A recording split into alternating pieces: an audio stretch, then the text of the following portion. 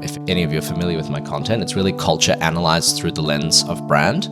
Brand versus performance. It's usually asked as kind of like a provocative question. I think we're finally getting to a point now where we can tell panelists and whoever else asks us this question, that is a moronic question to ask. The Duolingo owl was the first instance of a brand demonstrating that you don't actually need to have specific associations tied to the types of content that you're building. It just needs to be entertaining. There's actually only room for one Duolingo owl. If everyone does that type of chaotic and unhinged marketing, it's not going to be pleasant. Take a step back from the lesson that you see right in front of you and look at the big picture lesson, which is creativity is now more important than budget on new media platforms.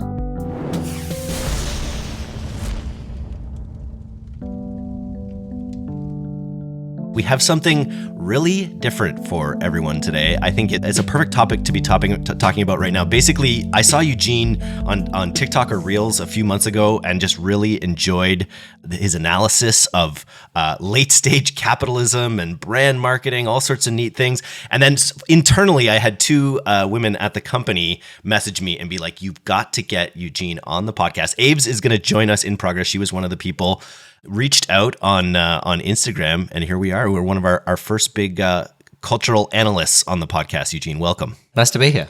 My first podcast. Oh, nice. Here you're used to the editing. You're used to having final edit of all your videos. I'm also not a big podcast listener, which I know is a bit of a strange thing to open with, but it's because I ride my bike everywhere, so I don't have a commute. So that makes it difficult to be it's the consumption occasion of podcasts. Makes sense. Well, walk us through your sort of hero's journey in this brand marketing world. Yeah, so I mean, I did a Bachelor of Commerce thinking I was going to be an investment banker. When I was 8 years old and parents asked me what I wanted to do with my life, I told them that I wanted to be an investment banker, which I can only assume was like a really sociopathic thing to hear.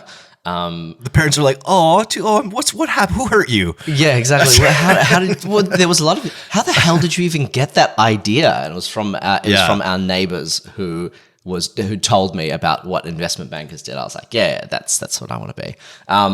But I ended up actually spending quite a long time at uni. I did like a finance degree. I did finance and economics. And then in my master's, I did management and marketing. And it was in my master's that I realized that was actually the direction that I was more likely to head towards. My journey, I taught for quite a long time as well. So I was a tutor and I am now actually also a lecturer. So one semester a year, I generally lecture at the University of Melbourne in branding, funnily enough. And in terms of how I found myself in this career, it's actually probably quite an uncommon career path in that my first job was as a brand strategy intern. It's quite an uncommon way to find yourself in brand strategy because to do it well, and to do it well at a brand strategy consultancy rather than just like a full service ad agency, you need to have an understanding of business. So you really need to understand what makes a business tick and how a business makes money. And you need to be able to speak the language of business, not speak the language of brand. So you don't ask in a brand consulting project, what's your personality like? Like, how do people perceive your brand? You ask about the 4 Ps. You ask how does this organization make money? You ask about market orientation and things like that. So I can basically say that I had absolutely no idea what I was doing for the first 3 years of my career. And it was a very, very steep learning curve to get to where I was. And I've been consulting in agencies for about 8 years now, in and out. I did a brief stint at a startup as well. And now I've stepped out on my own to do a little bit more. It's still brand strategy consulting, but probably looked at more through the lens of culture. So yeah, if any of you are familiar with my content, it's really culture analyzed through the lens of brand and helping brands to understand how to play into that culture. And I don't like to use the word authentically, but I like to use the term to find novel ways to get into that culture and to find ownable ways of participating in that culture. And this is Aves. Aves is going to join us, but her term was to cooperate with culture rather than co-opt culture. I have used that term so many times in conversations since we spoke a couple of weeks ago. I just think it's a really great way of don't swim upstream, swim downstream. I want to dive into that, but I don't want to bury the lead here, because your most recent video, you're saying, is one of your most successful videos that you've had, where you excavate the old canard of brand versus performance and call it out for the kind of shill of a debate it actually is, with some real data. Can you talk to us about that? Yeah, so this is a conversation that has raged, I would say, through our industry for the last 10 to 15 years, ever since performance marketing became a thing. And I think what performance marketing really did successfully was that it added metrics into the conversation around marketing in a way that it didn't have before. So these were bottom of funnel metrics as well, because they measured conversions, and there was a lot of conversion optimization that happened as part of the process. Now, that led to a systemic overinvestment in performance marketing over the past 10 years, but also it led to an over indexing of what we believed performance marketing could achieve. But somehow, I'm not quite sure how it happened, we got brand versus performance framed up as if they were in somehow opposition to one another.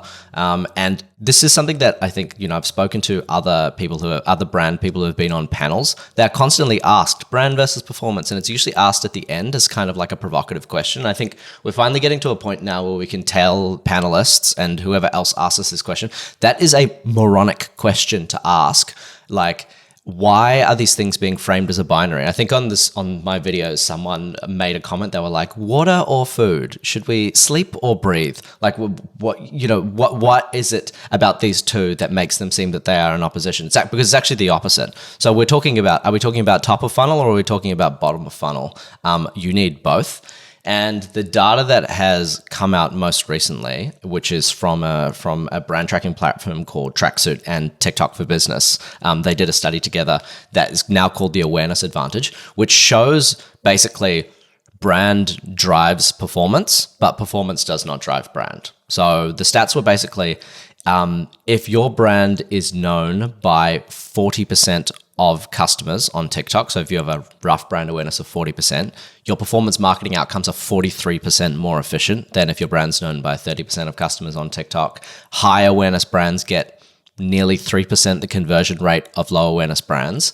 And then the third piece was as well that there's no correlation between click-through rates and brand awareness. So basically saying the number of likes and comments and shares on their own on your stuff are vanity metrics. Like, I'm not saying that they won't drive performance marketing outcomes, but they don't drive brand outcomes. So they won't increase your level of brand awareness. So it was basically framing that up as saying these things aren't a binary. One drives the other. You need to find ways to invest in both at the same time. Don't expect one is able to perform the other. I mean, there is a small correlation. A brand ad can also function as a performance ad, but a performance ad absolutely cannot perform as a brand ad. Like, I think we were having the conversation a couple of days ago, or I was seeing it on LinkedIn, where people were talking about the Mac does that, the new bottom of funnel ads that Mac are running on digital. We were just talking about how absolutely woeful they are. Like, this is Apple, this brand using these very clumsy bottom of funnel executional things. Were like, not only does this not build brand, I think this actually damages brand. So it's just basically being able to understand how these things work together and why it's important to invest in long-term brand building. I 100% agree. And I would say from the performance marketer standpoint, the reason that the conversation happens is because the nature, the creative hungry nature of these platforms seems to require, or from the performance marketer's mindset, requires like endless variations to sort of feed the machine and test. And so therefore there are instances, and I think you kind of nailed it at the end there. The question is there the opportunity for performance to detract from brand in a way? And because sometimes on creatives, the race to the bottom works. So like a sticky note that says 30% off or whatever, like a photo of that. And so the question, I don't think there's really not a question of whether brand, and obviously this data shows it, that, whether brand impacts the performance down the line. Of course it does. The question is how hard can you push on performance before you get negative returns on brand? Yeah. I mean, it's how hard. Yeah. Well, it's a I think it is if we don't call these things binary, but it's a balance of like, yeah, it becomes a drag on brand when you underinvest chronically on brand as a result. Nice. We just put Aves. We got Avery joining the call. Did you just close the deal, Avery? Maybe. Okay. We're very close. Eugene was just saying that he was using your phrase about cooperation, not co-opting culture, as a really and maybe we could dive into that a little bit. Like maybe by way of talking about how you work with brands now, Eugene, talk a little bit about how that message is carrying out with the people you talk to.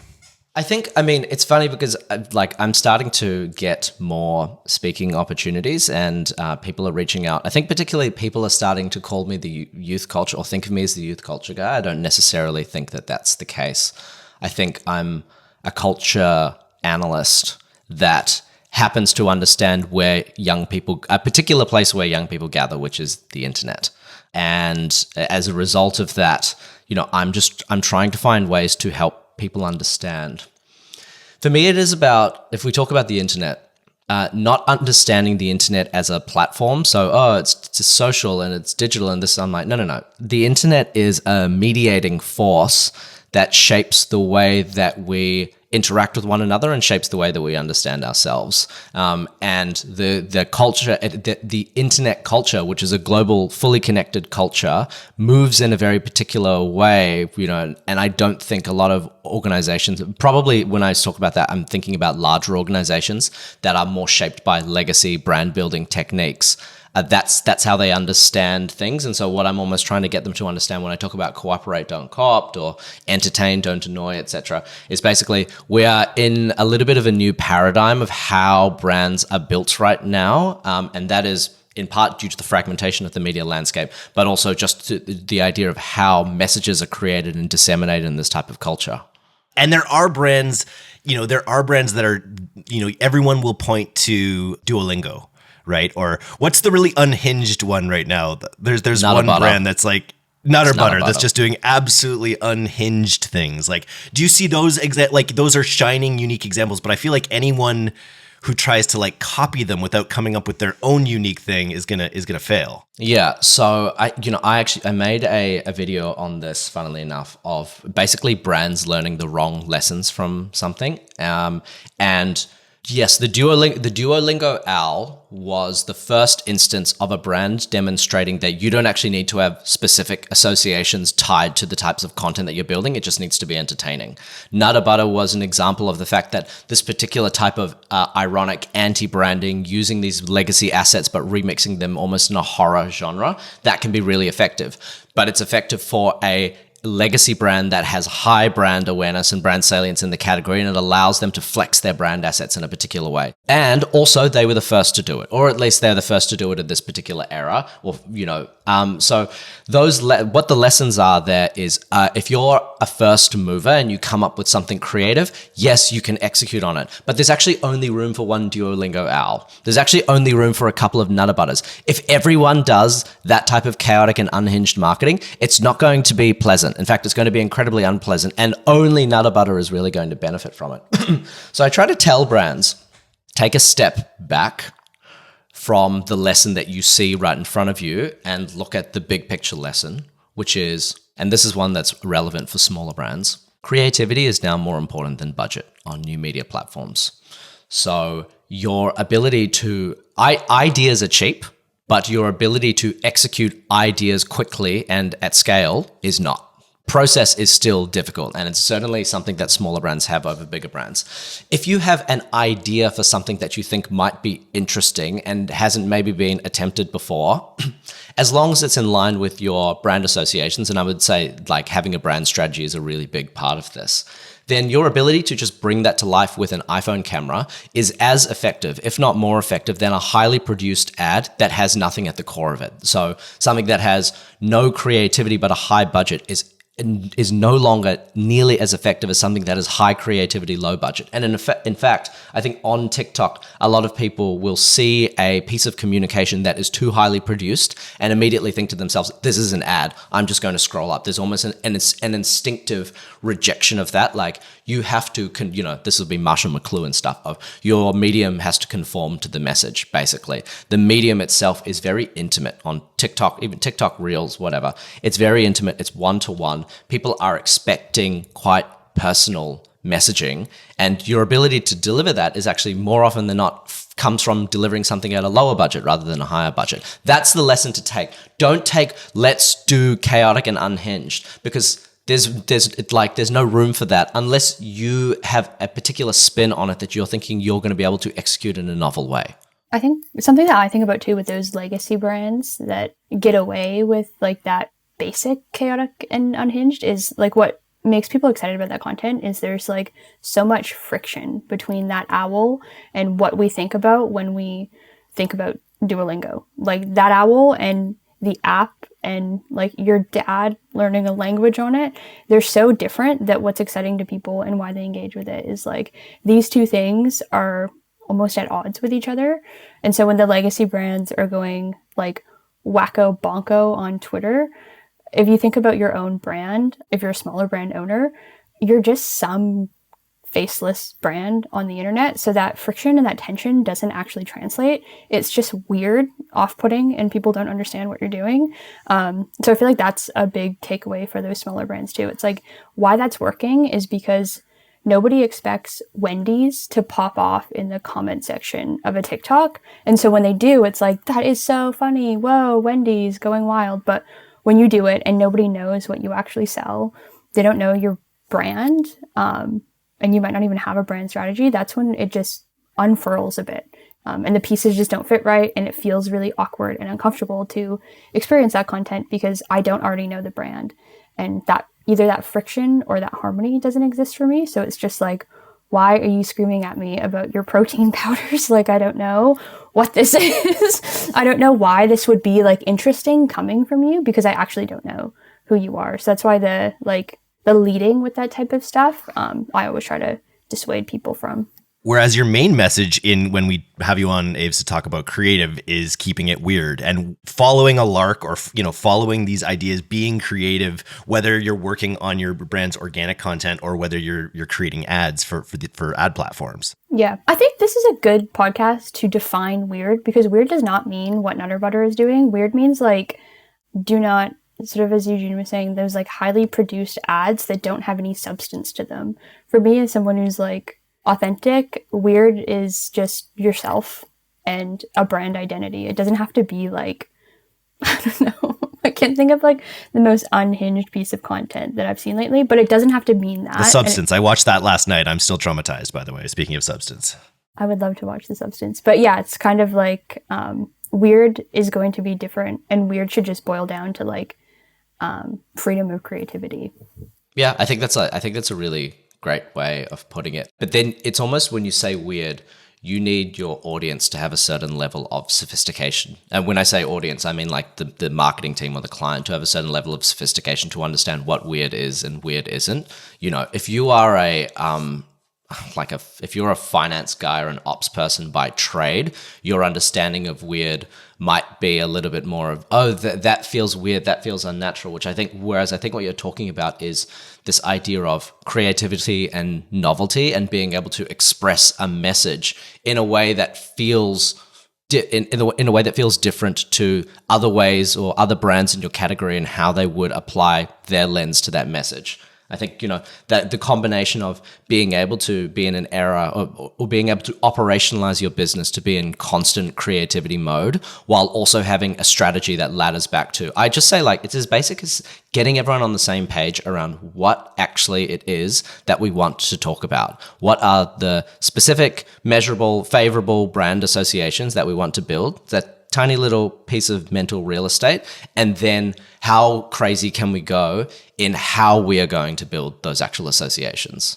It reminds me of this talk that Tony Yu from Vessi gave at our first event in 2022, and it actually influenced Drew Archiolo from Victory Gear to really reshape how he thought about his marketing, essentially. But it was this idea of like, with your brand, like really focus on who your core audience is, who your core avatars are, and then work on ways that you can like saturate their world with your brand, like so that you can be everywhere. It's like Vessi's this waterproof shoe company that like 1 in 12 people in Vancouver own, for instance. And it's just got this huge association with the rain, and they drilled down on all these different segments of their audience and found ways through ads, through events, through just found a way to like be everywhere for their people.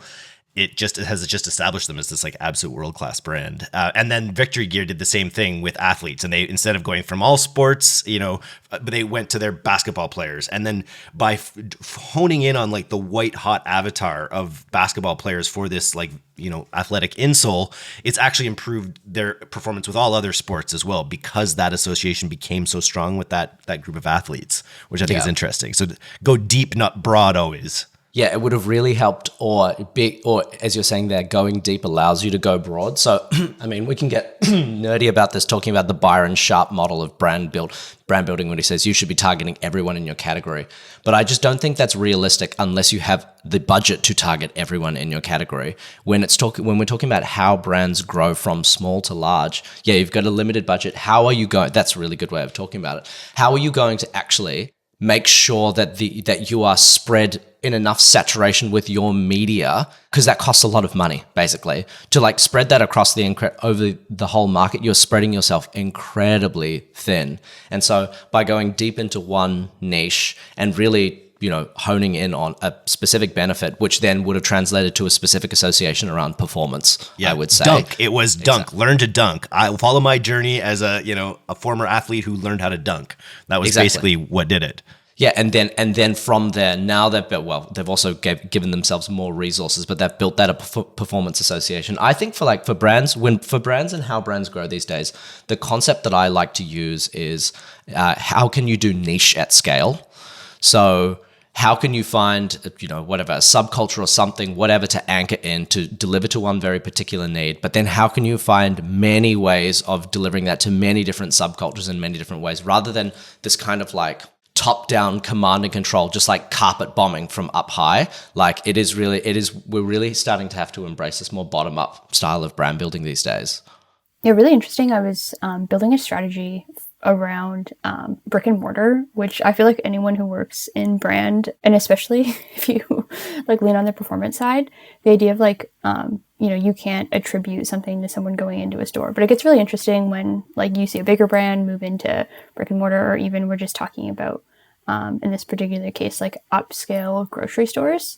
And so we're talking about like right from, this is kind of a niche reference that only Eric will get, but Root Cellar, which is a small grocery chain on Vancouver Island, they have this green sauce that is so synonymous with Root Cellar. Like if I say I'm going to Root Cellar later, people will say you got to get this green sauce, and how that translates up to something like Erewhon, where they've got like Hailey Bieber's making a smoothie, and then Olivia Rodrigo's making a smoothie, and so those smoothies are so synonymous with Erewhon that you can then commodify that single product or that single experience and use that for ads. Because if you just think about like, these groceries are better, that's a very difficult thing to, start thinking about paid media and brand and advertising for chains like that. How do you actually get people into a store is a very interesting conversation, especially when you think about like how people absorb content on the internet and what the internet is. That very broad messaging, even if you are Erewhon,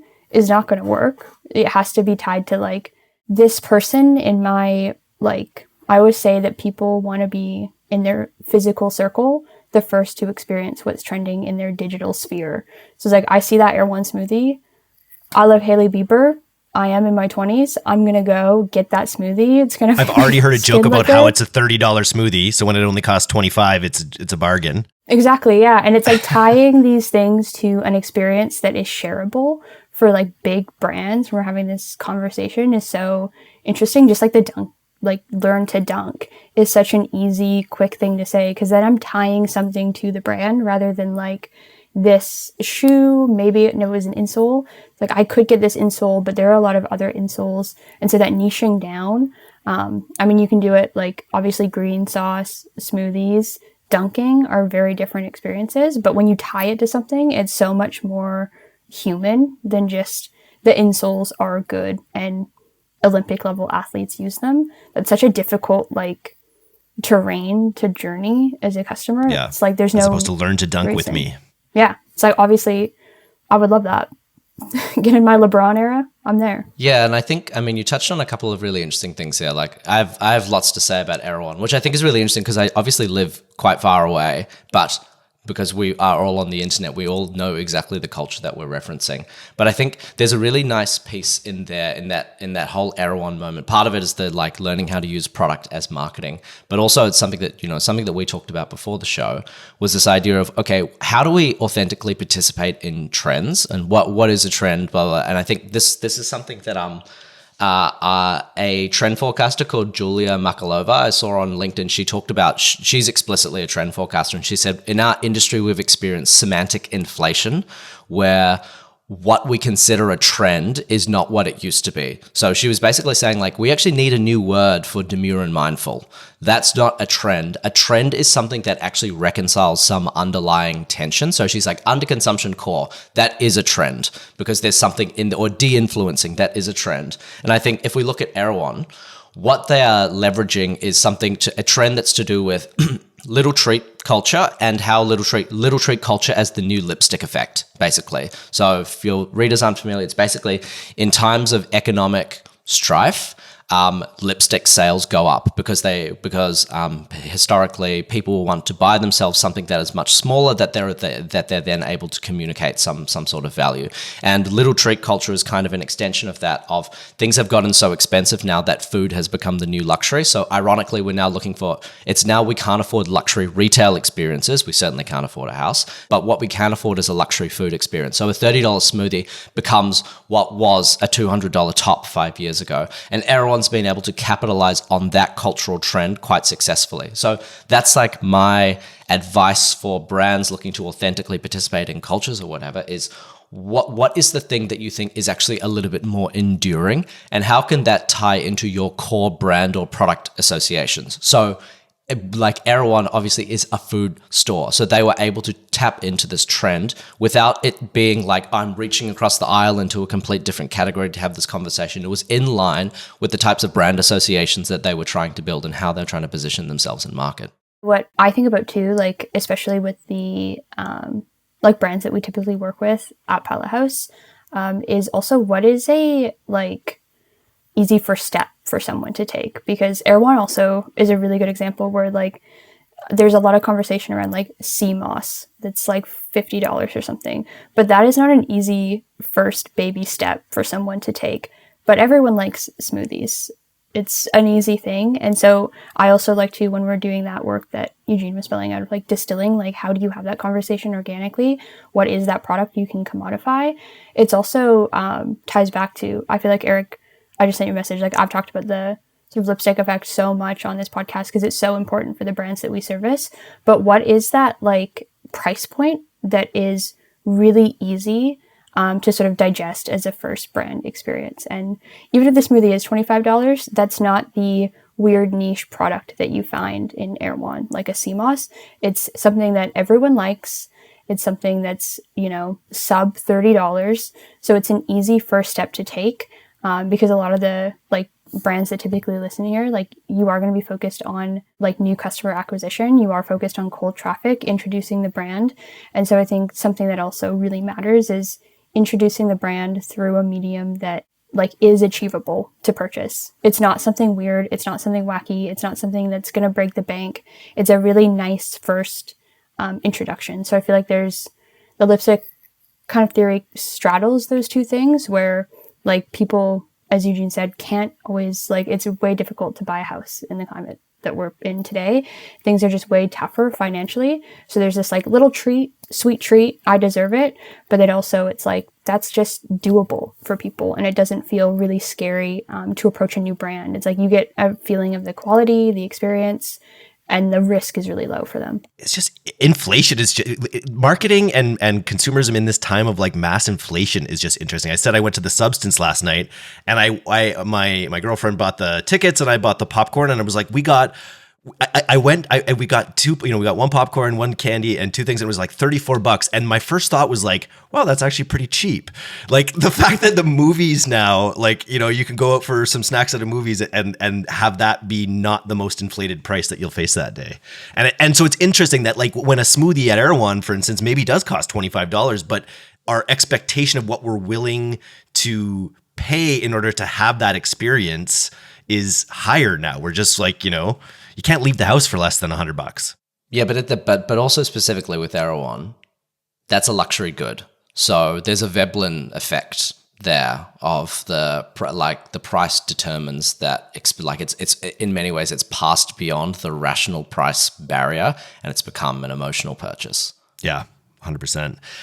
Well, take us back a little bit to, so think of the brands listening to this podcast. They're really all over the spectrum in terms of 7 to 8 to 9 figure brands. But talk a little bit about your method when it comes to helping brands really hone in on what their brand strategy is. Yeah, so I mean, I think we've spoken about this. I work with brands. There's really two ways that I work with brands. Generally, if you are a smaller brand that is a founder-led brand, like there are actually brand strategy projects that we run together of, okay, let's define this thing that you want to do, that you want to express through brand. Whereas if they're bigger brands, generally it's actually more working with the teams on and drawing more on my lecturing practice on education. So here is the modern way of brand building. This is how you need to operationalize your team to set it up. When it comes to brand strategy projects, what I really like to do, I mean, brand is basically the art, or brand strategy is the art of making small differences large.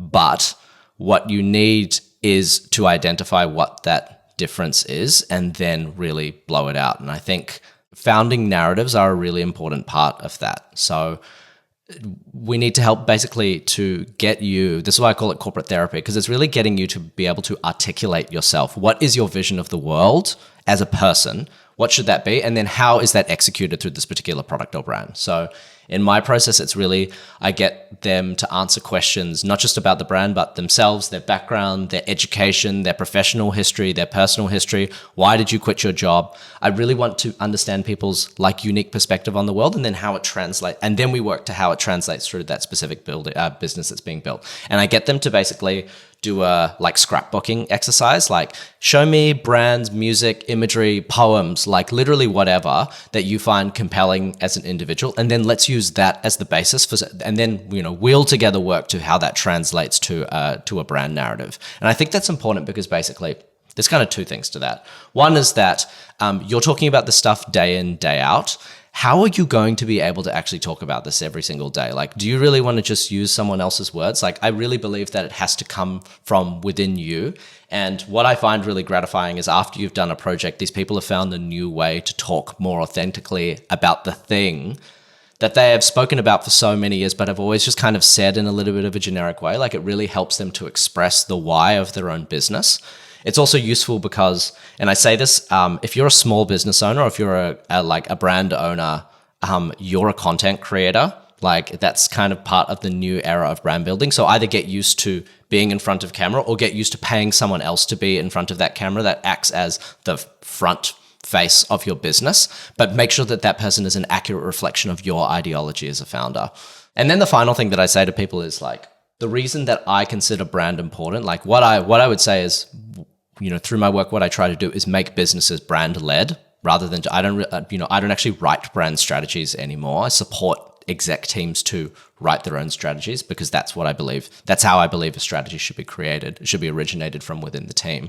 But it's basically helping them to understand that brand is an entire operation thing. It's not a marketing or worse, a comms thing.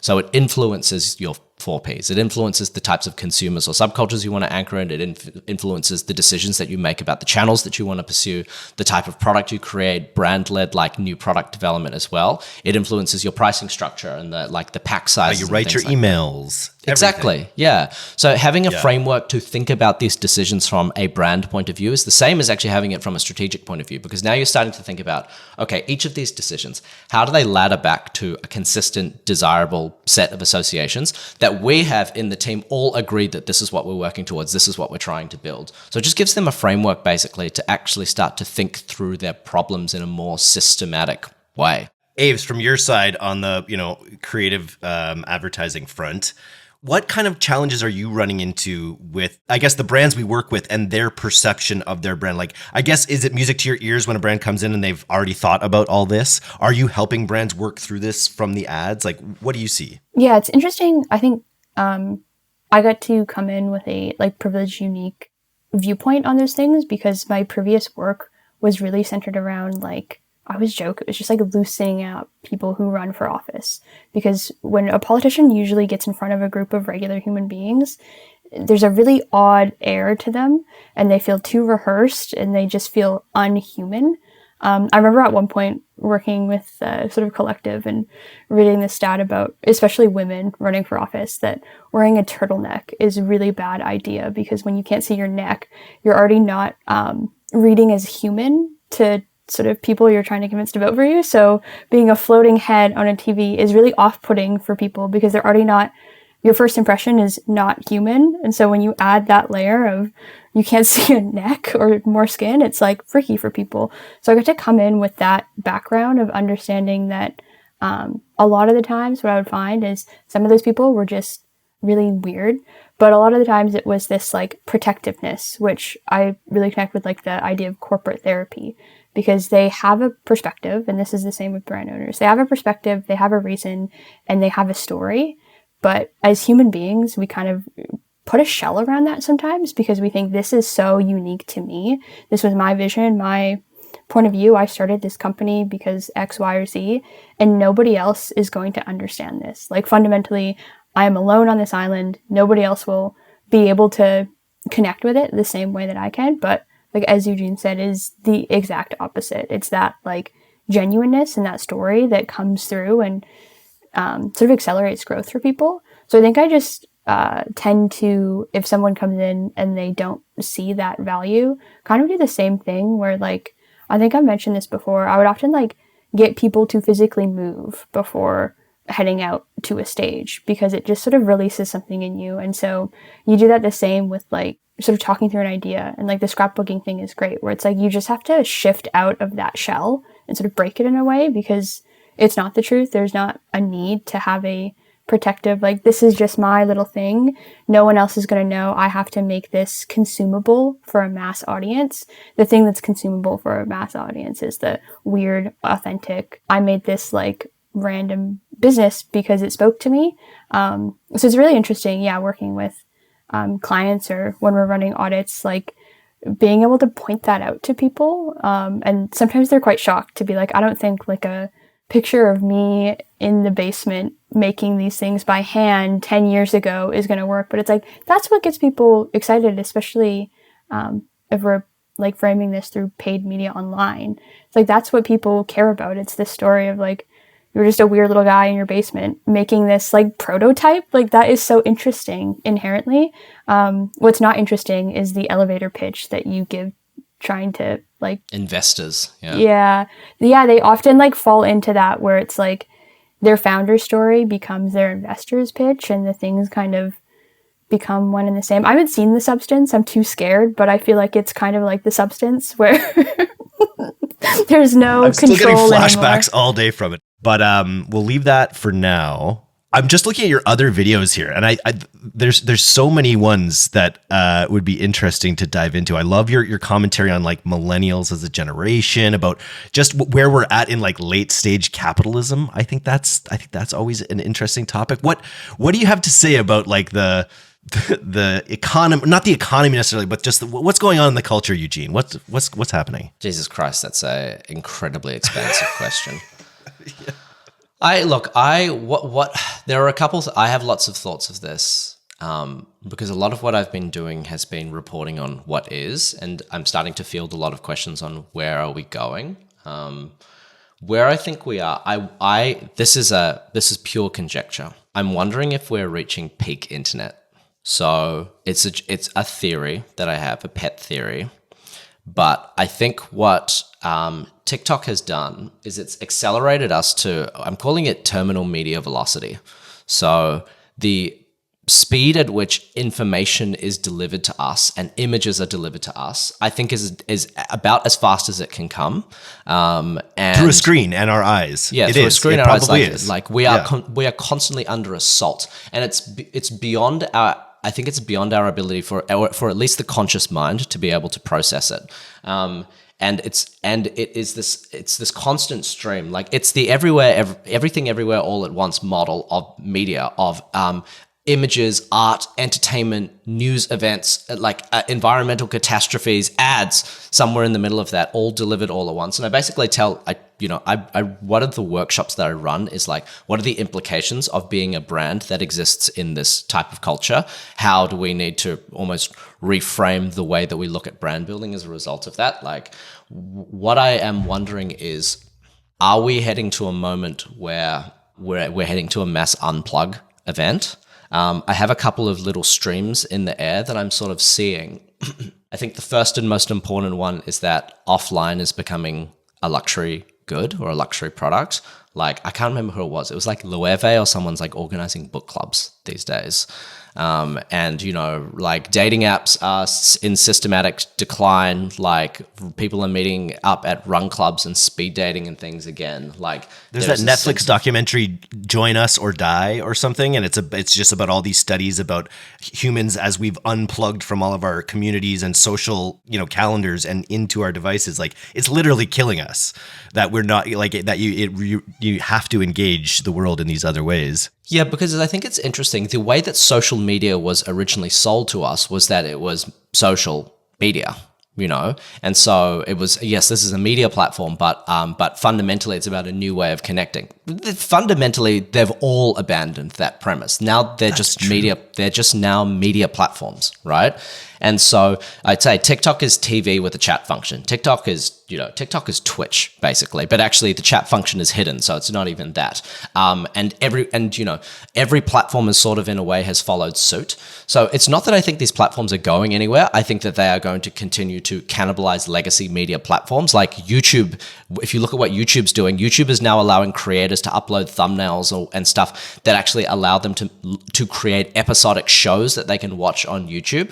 But it's going to become more and more like entertainment, and the social element's fallen out. So where are we going to get that social element from now? Is it actually going to be something that causes us to disconnect? I have two other pet theories as part of this. One of them is basically, what's the implication of AI?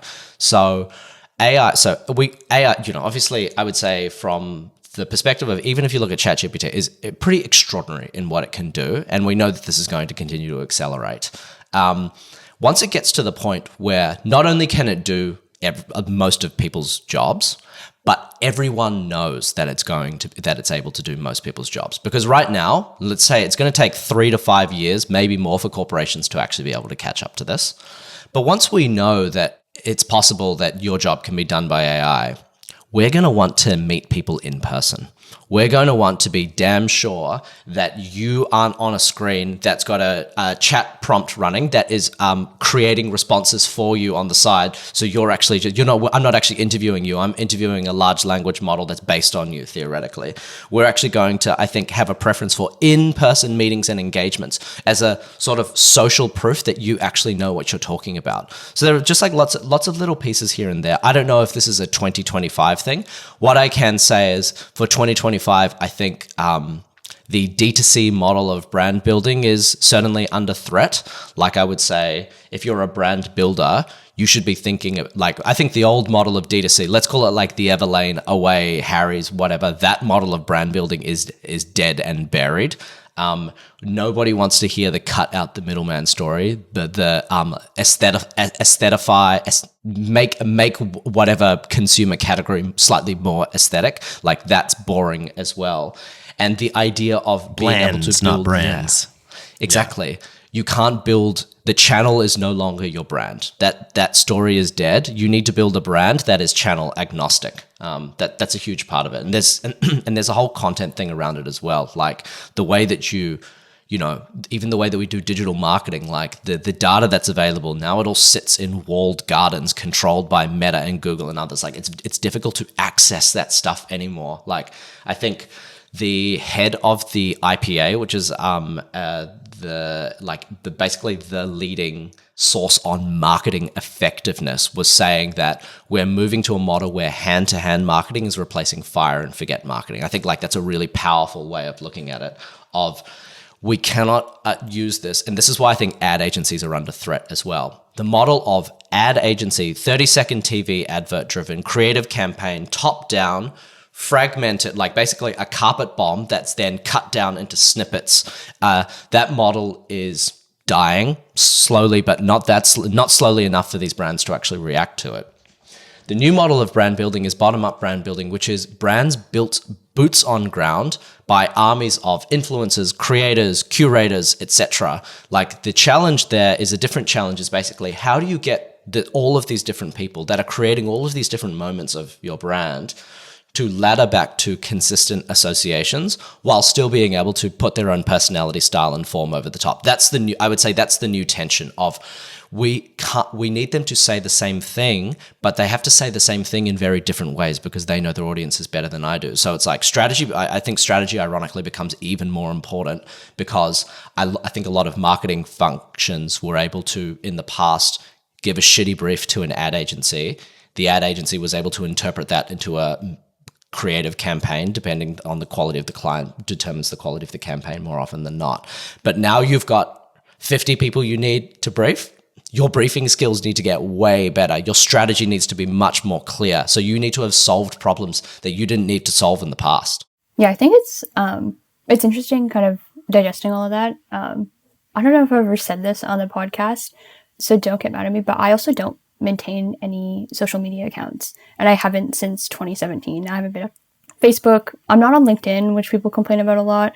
I'm not on anything. I don't expose myself to it unless it's through the lens of how do I use this tool to do my job, which has created a very interesting atmosphere just within my own head to understand what is happening. Because I also think, to your first point, Eugene, I've lived like this since my last couple of years of high school, and I've only managed to get one friend offline in that whole period of time. And I think that it's given me so many benefits and so many gifts being so detached from online culture. It's allowed me to just carve out a lot of space in my life for reading, going to the beach, other things. So it's interesting that it's it's been really interesting for me specifically to watch people start to realize that it is a luxury and that being offline is something that's really special.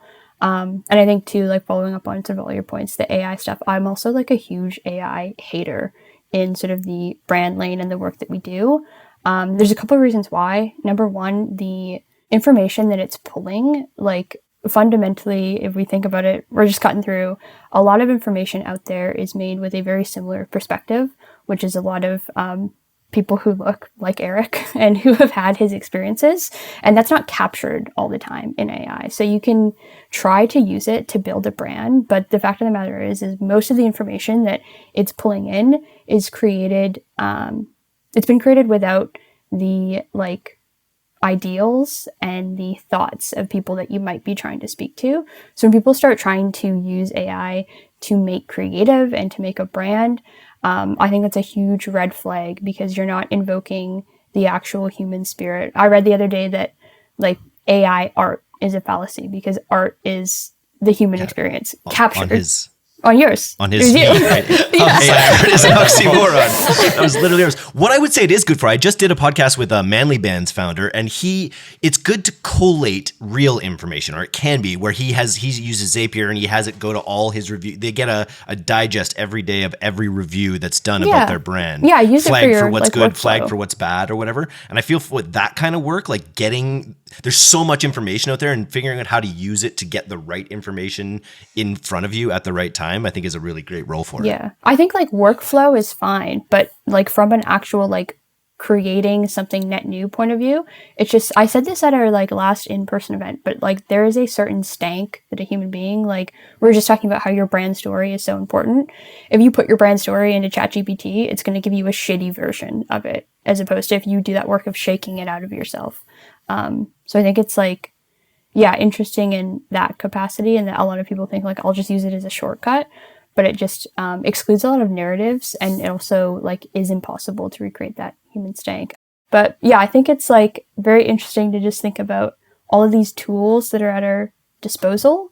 And again, Eugene, you had an interesting point around like ad agencies. And I've been saying this for a long time and feeling a bit like Cassandra, where it's like the model of just like pumping out ad creative or ad ideas from this third party point of view is not really sustainable in the market. And it is like, we do a lot of this work now, but it is that strategy behind like who are our core personas, and then how do we make that like metric buck ton of content that is developed for these personas, but through these different lenses.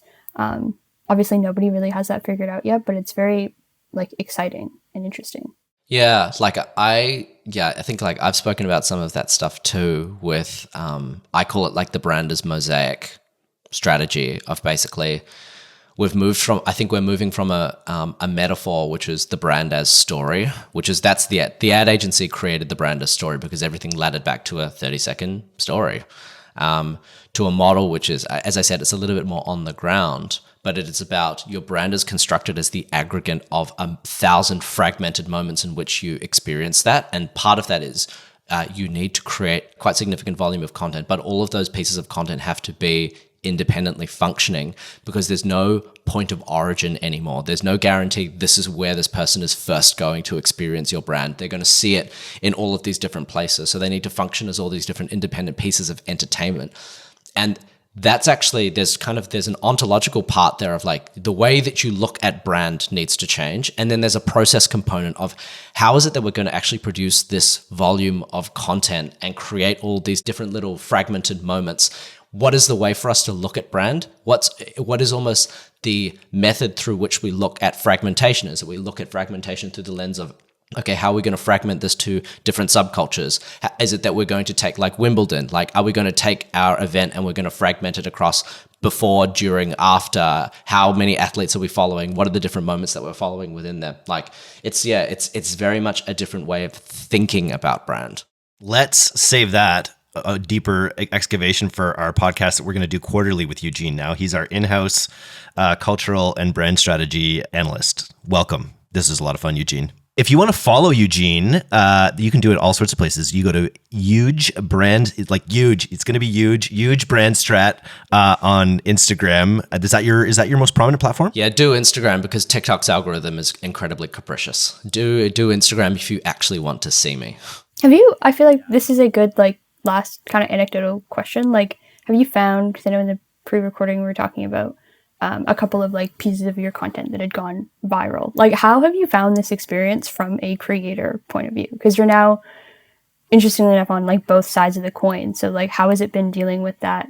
I imagine like the ebbs and flows of some of your content you probably feel like is better than others that pop off. Like, it must be such a weird place to be in experiencing it for yourself. Yeah, I mean, I'm very slowly learning what goes viral, but then I still actually don't have a proper finger on the pulse. I know that what I know is that when something goes viral, it can be looked at in retrospect of this is something that a lot of people feel.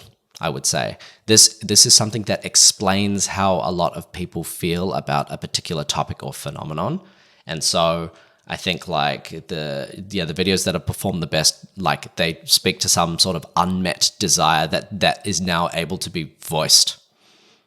But that's, I mean, it is challenging. I find being a creator quite emotionally taxing, and now I understand why influencers say it's a hard job. Let's put it that way. But I bet you're doing the same thing that D2C has done for Pilot House, for instance. You're becoming your own media company in a lot of ways, and I bet it's already opened a ton of doors for you.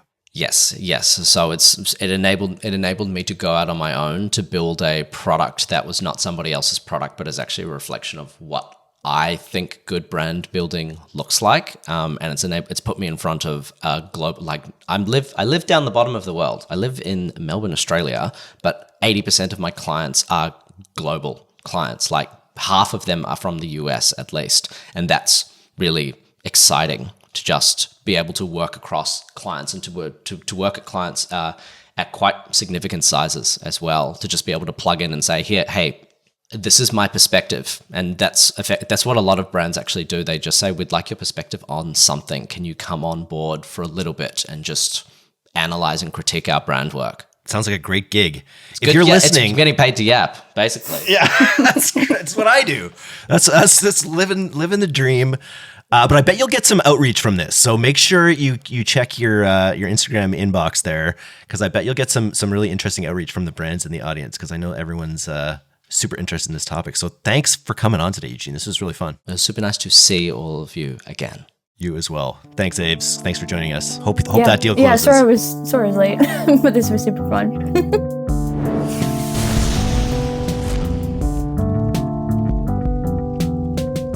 Thanks so much for listening to today's episode.